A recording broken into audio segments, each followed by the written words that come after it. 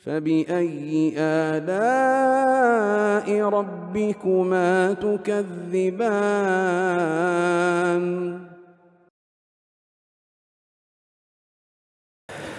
Baik, kemudian dilanjutkan oleh penulis rahimahullah di kejadian-kejadian penting pada tahun ke-8 Hijriah. Kata beliau, fihi wa fi thamina wa fi thaminati sariyah li mu'tatin sarat wa fi siyami qad kana fathul baladil harami. Ini 3 kejadian ya. Jadi di tahun ke-8 ini ada sekitar 10 kejadian peristiwa yang disebut oleh penulis rahimahullah. Yang pertama Perang Mu'tah. Ini di tahun ke-8. Perang Mu'tah. Mu'tah ini satu-satu desa berada di negeri Syam. Negeri Syam. Iya, muncul mungkin pertanyaan, apa ceritanya kok berperang sampai ke negeri Syam? Jadi kan sudah disebut ya di kejadian-kejadian sebelumnya, Nabi sudah mengutus utusan-utusan ke para raja-raja.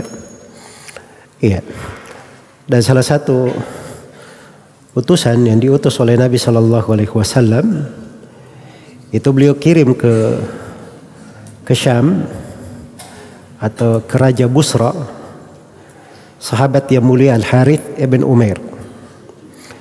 Begitu Al-Harith bin Umair turun ke Mu'tah, maka dia ditawan oleh Syarahbil bin Amr al-Ghassani, dan beliau pun dibunuh dalam tawanannya. Maka Nabi SAW mengirim pasukan ke sana. Iya, mengirim pasukan ke sana. Jadi kalau ini disebut syariah ya, karena Nabi tidak pimpin langsung.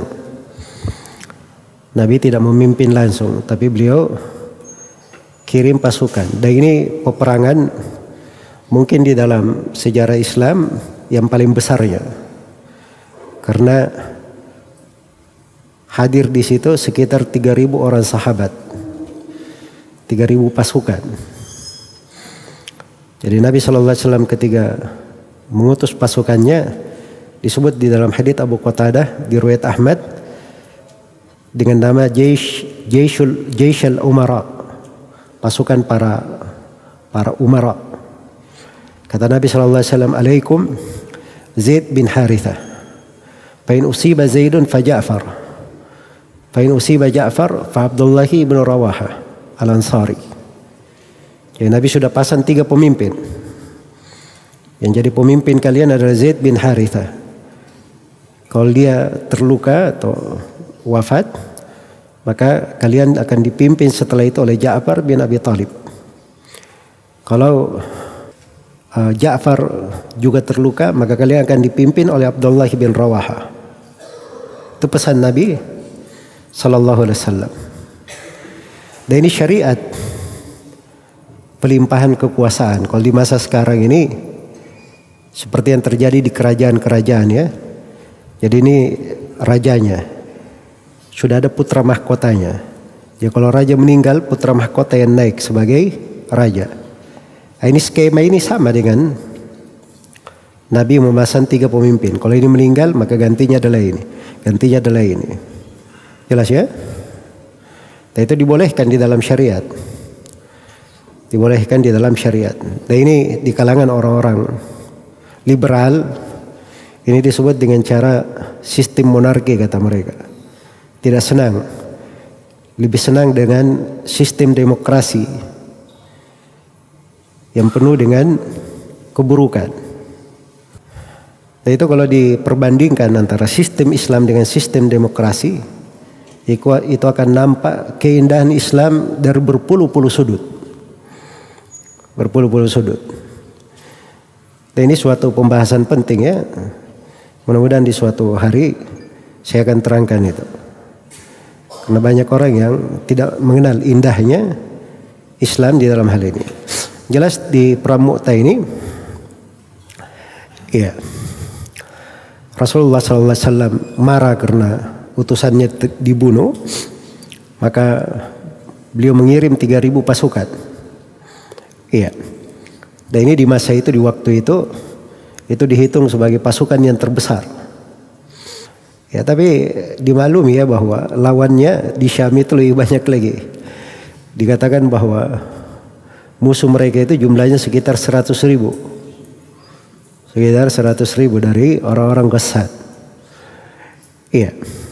Dan dia mengatakan 200.000. Dan ini keajaiban sebenarnya kalau dalam histori peperangan.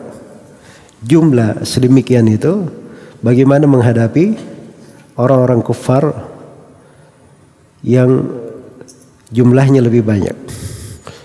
Iya, jumlahnya lebih banyak. Tapi subhanallah, iya, tampak dari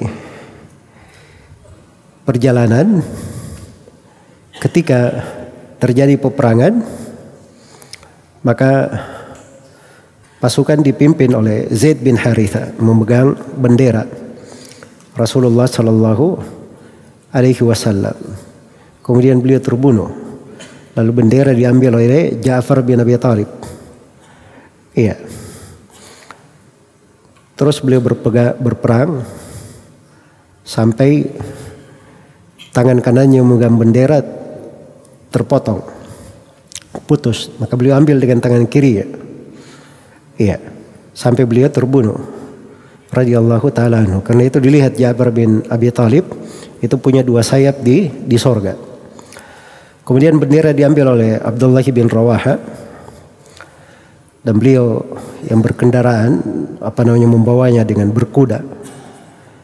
Ya, sampai akhirnya beliau juga terbunuh. Iya. Jadi setelah terbunuh 3 pimpinannya, maka bendera diambil oleh Thabit bin Arqam.